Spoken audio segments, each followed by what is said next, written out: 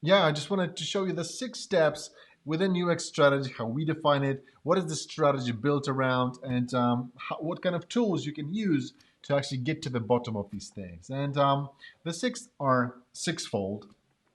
There are 6 simple steps. And the first one is all about defining the limitations, the creative constraints that we need to take care of or kind of figure out or define when we're actually putting a design project together. I'll show you an actual tool that we're using for those specific elements, what kind of questions we're asking, and what kind of responses you might be getting, because we've done this exercise for 99 Grit Academy itself, and I'm pretty sure that some of those post-it notes should be still lying around there, so you'd be able to kind of see the examples of those specific elements. So that's that. Then the second step is, once we have found out what the creative constraints are and what the limitations are defining the outcome. So step number 2 is defining the outcome. What are we trying to achieve as a business, as a service provider, as a product management or product manager within a specific time frame? What are we trying to achieve with this specific, well, service or product, right? Or a business as a whole. So that's step number 2. Then step number 3 is all about figuring out if this is the outcome we're trying to achieve, and these are the constraints we need to take care of. What are the main kind of stakeholders that we need to kind of take care of or have the biggest impact on the outcome that we're trying to achieve? And we will show you a twofold tool when it comes to defining the stakeholder list as well as creating an archetype of that stakeholder to have a little bit more refined vision of what that stakeholder actually is.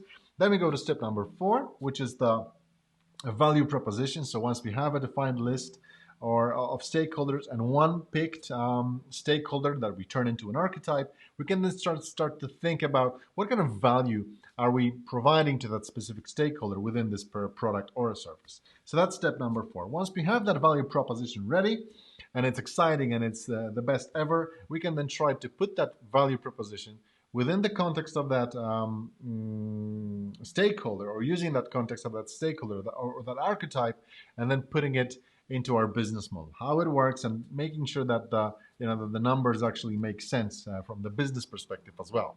So how to build a business model that actually supports the value proposition and provides that value, translates that value to the user, to the end customer. So that's that. And then step number 6 is actually having a one place kind of a location, a one to go place for all the information related to strategy, so you can actually rework it every now and then, every quarter, every year, every month if you need to, just to make sure that you realign and readjust the strategies, just to make sure that it fits perfectly for the purpose that you've created it. So that's pretty much with me. I'm just running through the cameras here. So to sum up, there's 6 steps. The first one is all about figuring out what are the creative constraints of the service or the product or the business somebody want to support, or is it our own startup? What is the constraint that we need to deal with? And that's step number 1. Step number 2, defining the outcome. What are we trying to achieve within those constraints? Step number 3, who is the main impact stakeholder, or who should we really take into account if we want to achieve that outcome? So that's step number 3. Step number 4, what do we have for those people? So what is the value proposition for those guys once they are defined? That's step number 3. And then step number 5 is how to put all of that into the context of the business. So how to build a business model using the value proposition, the stakeholder or the archetype that we've created, and then putting it into something that actually business-wise works. And step number 6 is all about how to create a place where we can actually, readjust and rework the strategy constantly once we've put all of those steps together. So it's kind of summary of the entire thing. So I just wanted to show you briefly each one of those tools so you'll be able to kind of comprehend what kind of information goes into each one of those elements and sub-elements of each one of those tools, right? So without further ado, let's just get in there. So you can see my screen again, and I'll go through each one of those. So step number 1, as you probably remember, is the definition of the constraints. So it's all about knowing your design limits. So I'm just going to zoom in a little bit. And knowing your design limits is figuring out what kind of elements you should really consider when you start to talk to a business person on the other side of the table. So, what kind of elements should we really incorporate into our design early on? What we need to find out about when we're putting this project together, or this service together, or this product together, just to make sure that we take those into account early on, and we are aware of those, so we can actually build a strategy within those constraints. So, if there are any, and each one of those canvases is kind of subdivided into a few steps, but there's a starting point and there's a key takeaway, like a final takeaway at the very end. So it all starts with the input. So we need to talk to the person that is responsible for the product or the service. This can be a startup owner, a client's perspective kind of person, so like a project manager on the other end, or maybe a director of a specific department that you're working for, etc. So you need to sit down with them and ask them a few difficult questions. And that's, are there any, for example, are there any ongoing projects or any current data available? So is there anything currently happening that we should know about when we're designing the service or the product that we need to kind of be aware of when that they can, have a potential of generating some of the constraints. So that's when they start talking about, maybe client work. This is done for 19 Grit Academy. So, ongoing projects. There's a lot of client work that we're doing. There's an analytics report on our 19grit.com page. We've got Udemy Design Thinking course, the Skillshare Design Thinking course, etc. So there's quite a few things that we're currently doing, and that can limit the amount of, for example, our capability of being immersed into this project with that specific designer if we ask that person to do something for us, right? Are there any existing strategies in place? So is there something that the leaders of the organization sat down and kind of figured out what are we going to do within the next 5 to 10 years? So that's something we would like to know early on, what's happening over here, right? Then when it comes to, is there any brand specifications that we should be really thinking about as designers, to make sure that we incorporate that into the strategy as well, that there are some limitations when it comes to the branding or anything that corporately we need to figure out as well. So that's that. Maybe there's like a corporate legislation or any compliance that we need to comply with. So for 19 Grit Academy, this is the GDPR, so the rules and principles and kind of elements related to kind of personal data and the security of that data, right? So that's the stuff that we need to figure out when we're actually putting something together as far as the strategy is concerned. And is there any like IT transformation or infrastructure that we're actually undertaking as far as the transformation goes, or anything related to putting something together as a list of constraints regarding the IT, for example. So it all boils down to like browser specifications, the devices that we would like our users to actually use, etc. And we're using, for example, Thinkific platform for our e-learning. So therefore, there's quite a few limitations that a designer that would like to, for example, redesign Thinkific as a platform itself. There's quite a few limitations that we need to take care of to actually, to take into account when we're putting that together. So the whole tool is built around, listing those out, and then kind of taking each one of those and then thinking about what kind of constraints these elements create for us, right? So maybe the time zones related to the 19 Grit Academy working hours, maybe so the availability of us because we're doing international work and a lot of client work, so therefore that's a limit for the designer to consider as well. So we list those out as creative constraints, and then we pick the key creative constraints. So that's pretty much the first step. The tool is pretty simple, but I always say that it's all about having simple tools for the difficult discussions, not the other way around. So that's what I'm trying to get to, right? With every tool that we design, we want to keep this principle alive.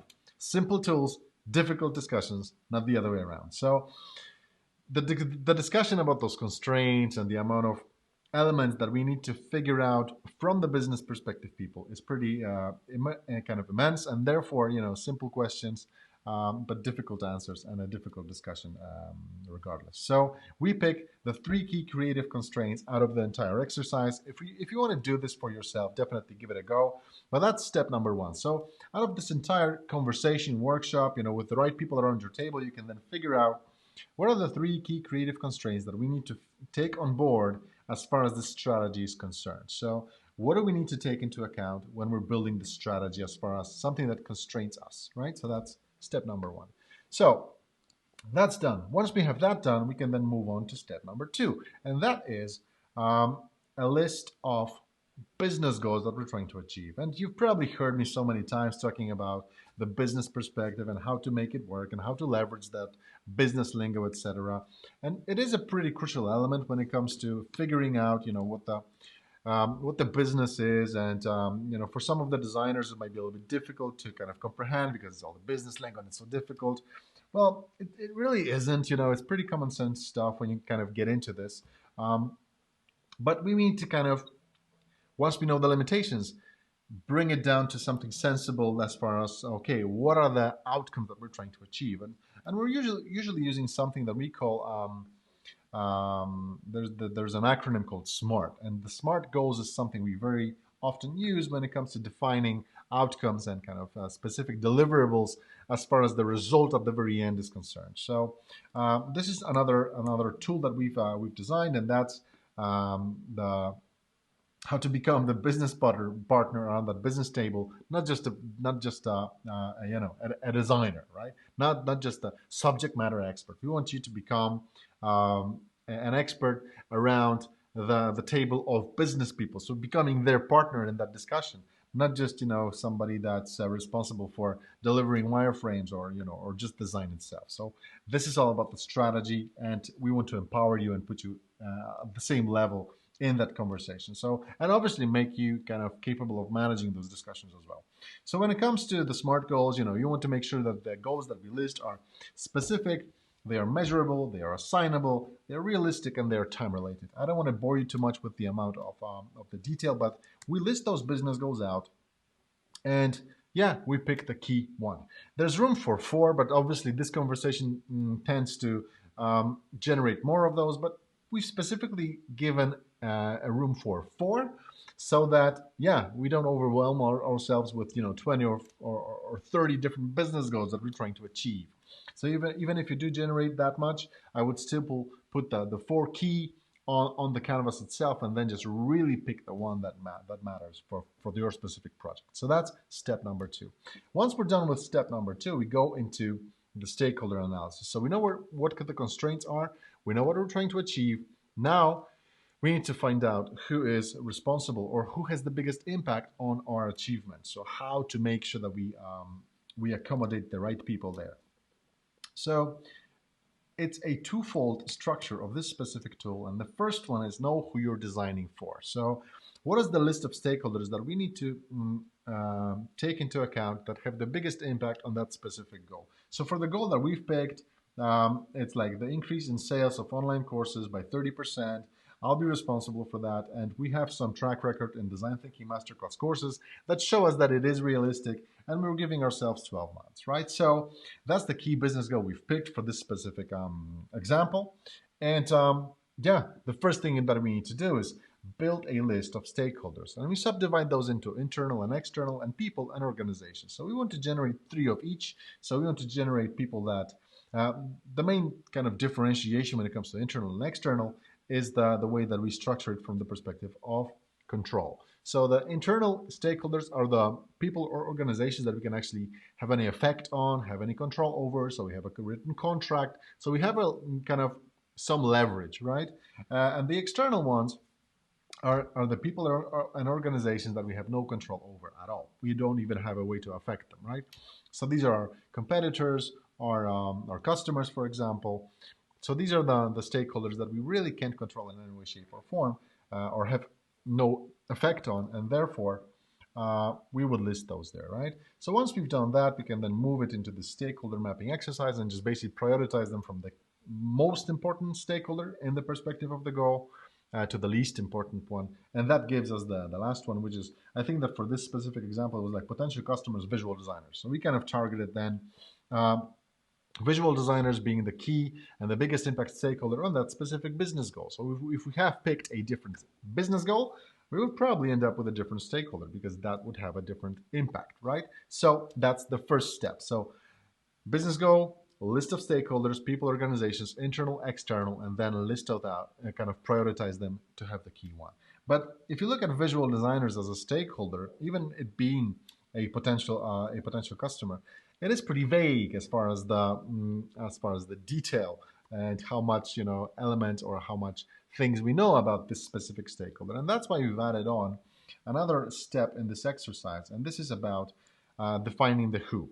So how to turn this key stakeholder into something more imaginable. And we're using this profiling deck of cards. We can actually see it over here. I'm going to move to a specific, to a different, let me just go to this one. And yeah, there's like, I think 86 cards, and each one of them kind of covers elements related to, let me just go to, like maybe occupation, for example, right? So what is the occupation of that specific person, etc. So they're kind of nicely color coded. You can actually download them on the course itself, but and you can definitely use them, and you can see them being used on the actual example over here. So moving back to our little screen share, you can see that it's the age, the family structure. I'm going to zoom in a little bit so you can actually see it. And there are two different types of archetypes we've used, attributes we've used, the primary and the secondary ones. And the primary attributes we've shown were associated with the age, the family structure, the location, so where does that person live, education, and the work, right, where that person actually works. So this allows us to add 5 attributes from a simple deck of cards to kind of visualize this visual designer or potential customer, this specific stakeholder in more detail, right? So it's all about defining, the age, for example. So we've chosen like 20 to 35 years of experience. Let me just zoom in so you can actually see it better. There you go. This should be a little bit better. So we've chosen this one, gathering experience, right? So 28 to 35, with small kids, living in a big city, has a psychological profile when it comes to their skill set and soft skills, and is employed within a company. So that's what we've picked. There's obviously quite a dramatic number more of those attributes within those specific categories, so like education, different elements of education, location, etc. But this very quickly allows us to actually pick out the attributes for the primary kind of elements when it comes to our archetype. And then we have some secondary ones, and that's elements related to like wealth. Do they own an apartment? How do they spend their free time? What about sports? What do they like? Kind of life motivation, and also where do they fit on the trend curve, right? So are they pragmatic, or are they like a new adopter or early adopter, etc. So, or an innovator. So that's that, and that allows us to use 10 different attributes or attribute categories to kind of highlight what do we mean by this specific stakeholder, right? And this sums up step number 3 of the UX strategy. So now we know who this whole product or service is for, right? As far as the strategic way of approaching this whole thing. So step number 1, constraints. Step number 2, the outcome. Step number 3, the who, right? So that we have covered now.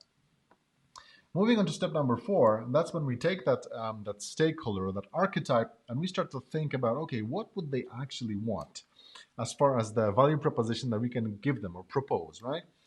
So that's step number 4, creating great value propositions. And it's subdivided into 3 simple steps. So we don't want to overwhelm the people again when we invite them, to a remote workshop. We just want to sit down and get to the gist of this thing. So the first element is the tasks and aspirations. So what do we anticipate this visual designer, who's our potential customer, would want to do, right? Like learn UX strategy, learn UX research, learn UX modeling, etc. So all of those elements we're kind of anticipating. Well, maybe, hypothetically, obviously, because we're hypothesizing, is it even a word, around, what they might feel like wanting, doing, desiring, right?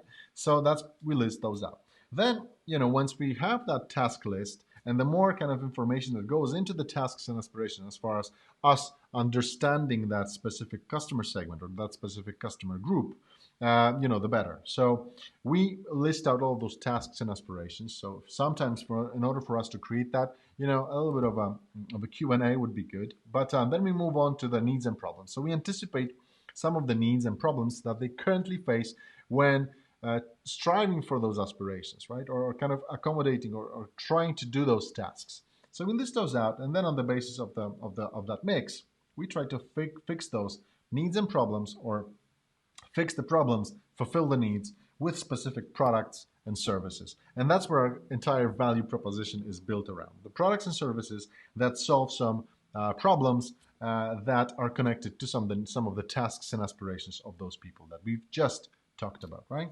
And again, we have a starting point of the entire tool, and we go all the way to the end with a final takeaway that we have the three best potential ideas that allow us to solve some problems for some people, right? And to use an example, what do we have here? We have like create an online academy masterclass teaching business lingo targeted at visual designers. So how to talk business, to people that, as you can see in the archetype, they were kind of more of a soft skill related person, so more less math, less physics, less kind of that scientific approach, more kind of soft skills, etc. on that end. So that was one of the ideas, right? And then maybe create a mentorship program on UX research, so that the visual designers of that segment could actually learn something more about UX research, etc. So these are kind of the ideas, and you get the idea, right? So that's step number 4, and then we move on to step number 5. So we have a cool value proposition for those people, right?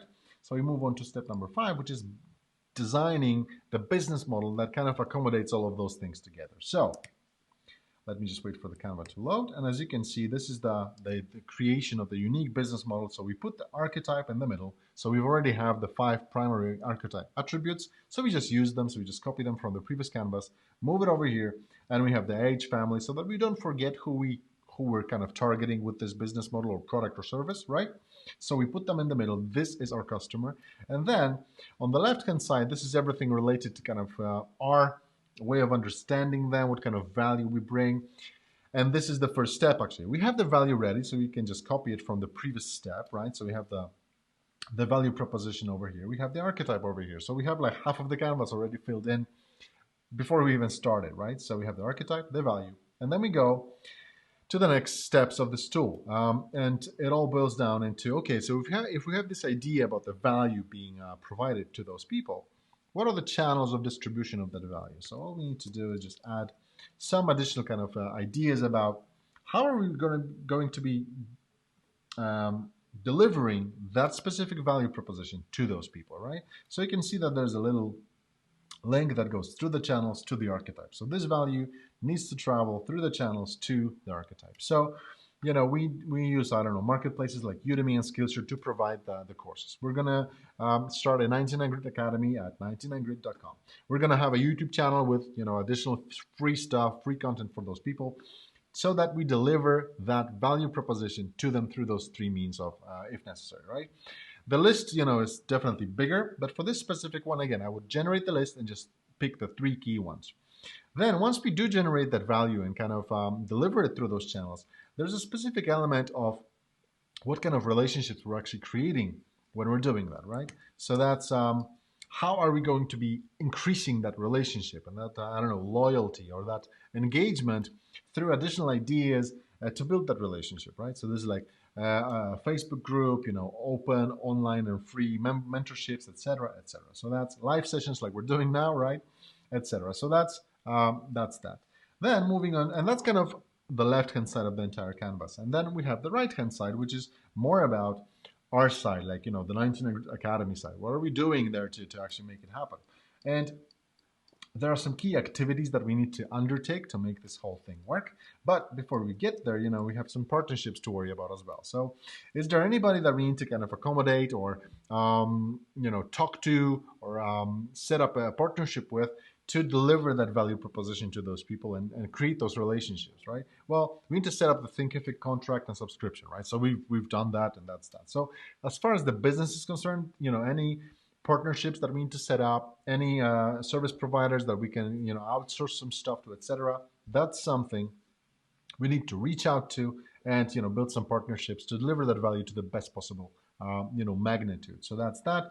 There are some specific activities to actually, set those up, design the page, create the online courses, set up social media hubs, etc. So do all that, and these are the key activities we're going to be doing to deliver the value, right? Once we've done that, then we have some resources to actually create that, right? So we need the team, we need some recording equipment, cameras, gear, all that.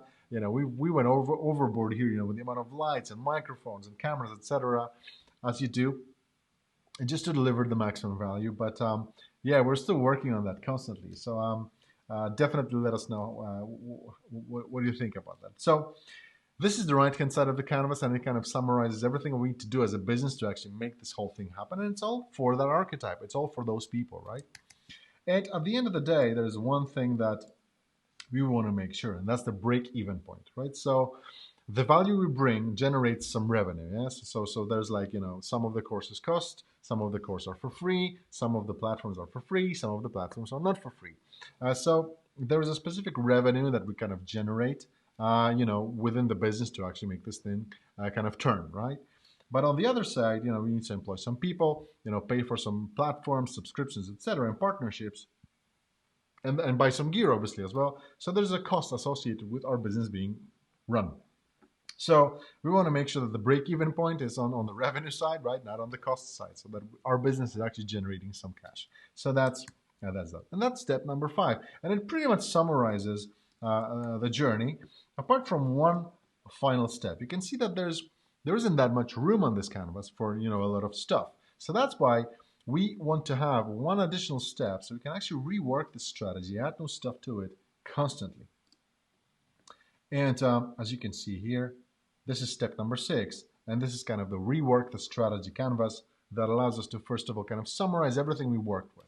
So the key creative constraints are here, right? So we just copy them over from the previous one. We have the key business goal. We copy it from the previous canvases over here. The key value, we've got that. The needs and problems, we've got that as well, so we just copy that in.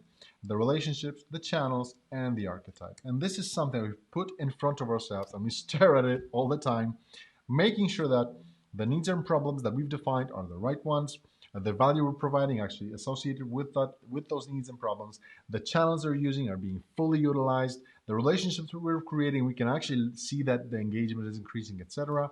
The archetype is still there to remind us who we're designing for, and the overarching promise we're trying to keep. Constraints are still there, and if the business goal is being achieved and at what time. So that kind of is there to summarize the entire 5 steps into one, so that we can actually, without going back to the previous steps, kind of rework it because we already know what's what, or glue stuff off. If we've achieved a specific goal, we can then come back and put in a next business goal, as long as the archetype is the same, etc., etc. So this summarizes, guys, the entire first step of the UX design process to me. I mean, it all starts with the strategy itself. So depending on how deep within a product or a service you land when you're being invited, for example, by a client to do some design work for them, even if it's something that's already working, if it's something that's already out there and it's performing, I would still try to get to the bottom of answering some of those key elements when it comes to constraints. What is constraining us? When I'm doing some rework or redesign of a specific page or an app, I want to make sure that I know that I'm following along the same line of constraints, that I'm not working outside of those, right? I want to make sure that I understand what they're trying to achieve and what kind of goal I'm actually getting into, helping them out actually achieving, right? Same goes for the value, the archetype. I want to make sure that I understand who are they providing the value for, what that value is, etc. Just to make sure that, yeah, we're on the same page and I can actually deliver that for them through the little, tips and tricks or tweaks around the page, or a whole redesign or a whole transformation. So depending on how far into the depth of the product or service I'm being invited to perform, that's how much detail or emphasis I put on this specific step. But to me, I always cover it, I always have it, and all of those questions always, I don't leave with them unanswered. So that's that. Okay, guys, we're like 35 minutes in, so thank you very much. I think that this kind of wraps it up as far as today's rant is concerned. I would love for you to kind of pitch in with some of the remarks, ideas, questions you might be having. Definitely fire away. We're a keystroke away, if you like. So just let us know in the comments below, how you like these videos? Are they useful? Is it something that you'd like to get more of? And we'll be definitely kind of adjusting it. So the challenge for you would be, just kind of try and, and ask yourself about these specific elements. I'm not saying go into that depth of detail, just ask the 5 questions. On any project that you're working on, is it startup, is it a service, or is it a product itself? Ask yourself these 5 questions. Do you know the creative limitations? Do you have the list of those? Do you know what the key ones are? Do you know the outcome you're trying to achieve? Do you know who you're designing for? Who are you creating that? Who is the most impactful stakeholder of that specific project within that kind of constraint and the business goal you're trying to achieve? So that's number 3.